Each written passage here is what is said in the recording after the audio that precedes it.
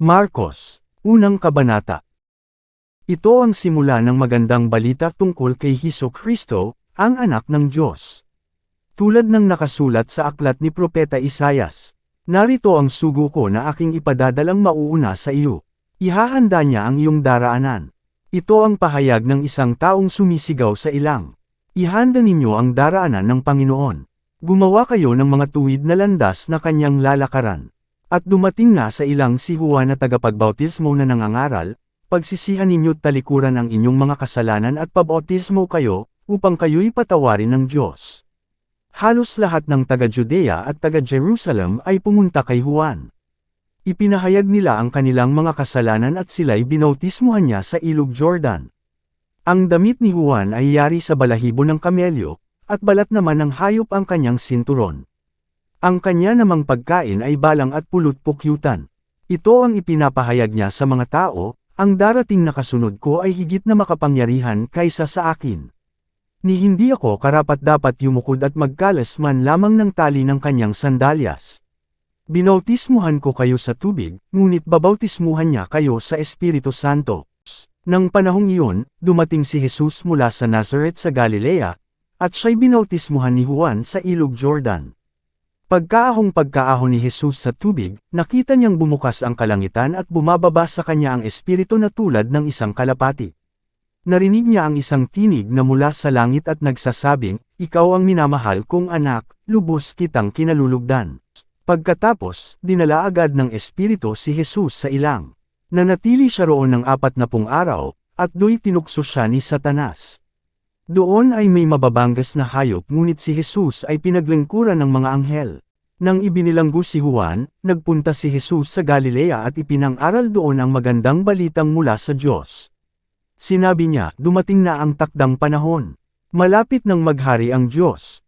Kaya magsisi na kayo't talikuran ang inyong mga kasalanan. Paniwalaan ninyo ang magandang balita.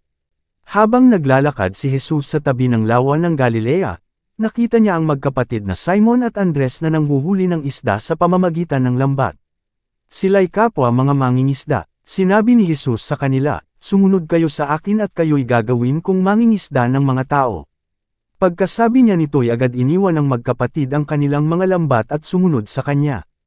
Nagpatuloy siya sa paglalakad, at sa di kalayuan ay nakita naman niya ang magkapatid na Santiago at Juan, na mga anak ni Zebedeo. Sila'y nasa kanilang bangka at nag-aayos ng mga lambat. Tinawag din sila agad ni Jesus at sila ay sumunod din sa kanya. Iniwan nila sa bangka ang kanilang ama na kasama ang kanilang mga upahang manggagawa. Nagpunta sina Jesus sa Capernaum, at nang sumunod na araw ng pamamahinga ay pumasok si Jesus sa sinagoga at nagturo. Namangha ang mga tao sapagkat nagtuturo siya ng may kapangyarihan, hindi tulad ng mga tagapagturo ng kautusan. Bigla namang pumasok sa sinagoga ang isang lalaking sinasapian ng masamang espiritu. Ito'y sumigaw, "Ano ang pakay mo sa amin, Jesus na taga Nazareth? Naparito ka ba upang kami puksayin? Kilala kita, ikaw ang banal na mula sa Diyos." Ngunit iniutos ni Jesus sa masamang espiritu, "Tumahimik ka. Lumabas ka sa kanya." Panang-isay ng masamang espiritu ang lalaki at sumisigaw itong lumabas sa kanya. Ang lahat ay namangha kaya't sila'y nagtanungan sa isa't isa, paanong nangyari iyon? Ito ay isang kakaibang katuruan. Makapangyarihan niyang nauutusan ang masasamang espiritu, at sumusunod naman ang mga ito sa kanya. Dahil dito, mabilis na kumalat sa buong Galilea ang balita tungkol kay Jesus. Mula sa sinagoga ay nagtungo agad si Jesus at ang kanyang mga alagad, kasama sina Santiago at Juan, sa bahay nina Simon at Andres. Noon ay nakahiga dahil nilalagnat ang biyenan ni Simon at ito'y agad nilang sinabi kay Jesus. Kaya't nilapitan ni Jesus ang babae, hinawakan ito sa kamay at ibinangon. Noon di gumaling ito at naghanda ng pagkain para sa kanila. Pagsapit ng gabi, pagkalubog ng araw, dinala kay Jesus ang lahat ng may sakit at ang mga sinasapian ng demonyo. Halos lahat ng mga taga-roon ay nagkatipon sa harap ng bahay. Pinagaling ni Jesus ang maraming may sakit, anuman ang kanilang karamdaman. Pinalayas din niya ang mga demonyo, at hindi niya hinayaang magsalita ang mga ito sapagkat alam nila kung sino siya. Madaling araw pa'y bumangon na si Jesus at nagpunta sa isang lugar na walang tao at doon ay nanalangin siya. Hinanap siya ni Simon at ng mga kasama nito, at Nang matagpuan siya ay sinabi nila, hinahanap po kayo ng mga tao.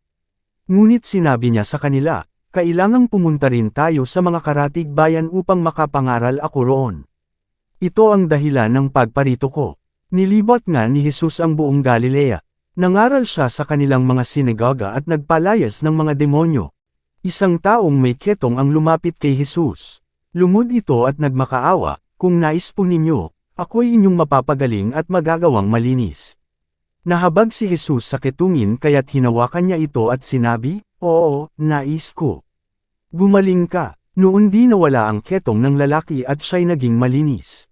Matapos mapagbilinan, agad siyang pinaalis ni Jesus.